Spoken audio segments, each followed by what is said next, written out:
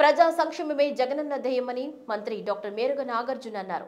వేమూరు నియోజకవర్గంలోని భట్టిప్రోలు సచివాలయంలో ఏర్పాటు చేసిన జగనన్న సురక్ష శిబిరానికి ముఖ్య అతిథిగా మంత్రి నాగార్జున పాల్గొన్నారు.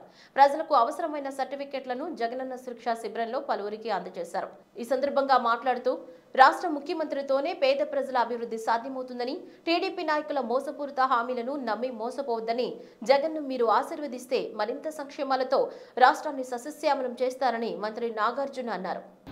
ఈ ముఖ్యమంత్రి జగన్మోహన్ రెడ్డి గారు అధికారంలోకి వచ్చినాక ఎన్నికల్లో ఏ హామీ ఇచ్చామో నేను మీ దగ్గరికి మీ ఊరు వచ్చి మీ ఇళ్లంటే వచ్చి అమ్మా నాకు ఓటేయండి, ఎన్నికల్లో నాకు ఓటేస్తే నేను గెలిస్తే ఈ రాష్ట్రానికి ముఖ్యమంత్రిగా జగన్మోహన్ రెడ్డి గారు అవుతారు, జగన్మోహన్ రెడ్డి గారిని ఆశీర్వదించండి అని మీ దగ్గరకు వచ్చినప్పుడు మీరంతా ఆశీర్వదించారు.